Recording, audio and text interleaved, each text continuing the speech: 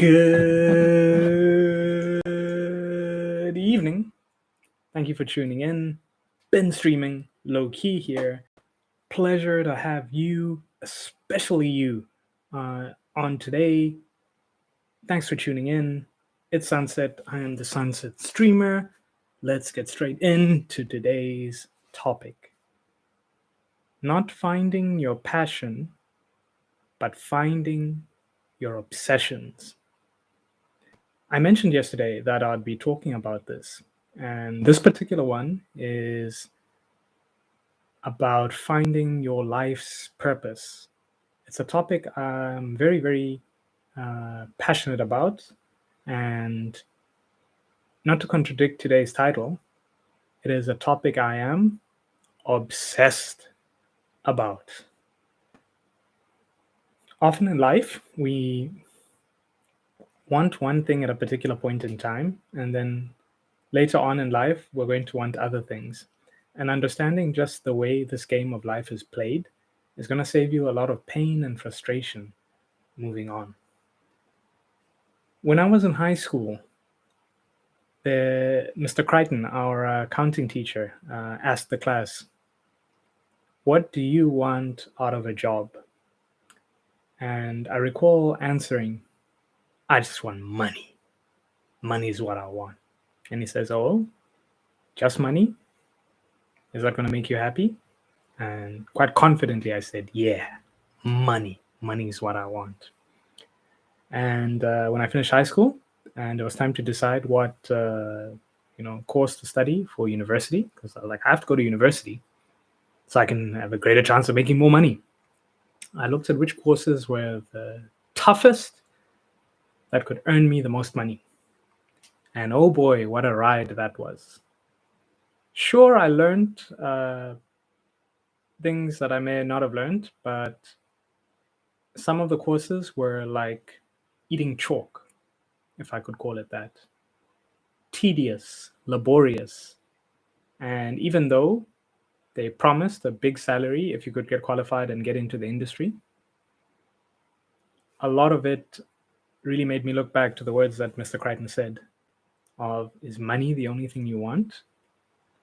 And at the end of actually one of the years, I failed. And looking back, I got into the type of course that I wasn't actually built for. I wasn't obsessed about it. I was just passionate about making money, but I wasn't obsessed about the subjects I was studying. And notice how I said one passion versus multiple obsessions. Keyword. It's all in this particular title. And eventually, when I started looking back of what do I want to do, it was like, what can I do? What am I physically capable of doing? Which courses do I have the capacity to actually, pass and get through? So I changed around some of my subjects, and I was always obsessed about businesses, how businesses work, how certain deals are negotiated, why certain companies work and others don't. Is it about their marketing? Is it about their products? Is it about their leader? Is it just about their timing? Were they just lucky? What was it? That was something I've always been obsessed about. I've always asked questions about it. I was always reading up companies. And I went into finance and investment banking. That was one of my subjects. And strategic management, entrepreneurship, all of that. I took that on. And those are the subjects I actually enjoyed going to the lectures. I enjoyed it so much. I read the books cover to cover. I would pre-read. Extremely, extremely interesting stuff for me. It was an obsession. In fact, to this day, I still am. I read case studies of businesses. I like to know why Starbucks dominates in certain places and why sometimes it doesn't. I like to know all types of these things. I went to the same high school as Elon Musk, so I'm like, I don't even get me started on him. I'll give you the craziest conversations. So eventually, when finding my obsessions, then the game started changing. I've always been obsessed about dance. I've always been obsessed about photography, visuals. That's why I'm YouTubing right now. And obsessed about cameras and just, visuals and all sort of thing. Obsessed about Asia, studying Japanese, all those. Finding your obsessions. And those are things to live for. And often, your obsessions aren't just about money. It's not about how much does this earn. Money is extremely important, sure, no doubt. However, though, your passion for money will only get you so far. eventually it'll get satisfied. You'll earn a certain amount and you'll be satisfied. And what are you going to start doing now? Stop living? Just, or you just keep spending it and spending it. Whereas sometimes with your obsessions, you will go hungry over your obsessions. You'll miss breakfast. You'll go to bed late. You'll wake up early for your obsessions. You're so obsessed about it. You're like, it's almost like what you are hardwired to do. There's something deep inside of you. Coach Corey Wayne calls it emotionally compelling reasons. And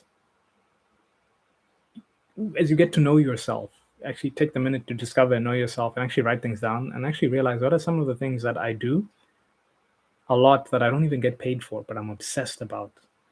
And sometimes you have to quiet down the noise in your life and distractions. Sometimes turn off the Netflix and turn off the other things so you can actually hear and listen to yourself and see what am I actually obsessed about. Another obsession of mine, fitness. I love all those things. So I'll leave today's episode there. I think even as I was making this episode, I was like, man, there's some things I could tell even myself from this. As I say, often the advice you give to others is things somebody wish someone said to you. So let me know, what are your obsessions? And often there are multiple. It's not just one. I even like human behavior and psychology and Nietzsche and all these things. So we can add that in there. And make sure to take time to feed your obsessions because they will guide you where you're supposed to go. So I'll leave it there. Mr. Lowkey, I will see you tomorrow. Daily streams. We're obsessed about daily streams here. See you soon.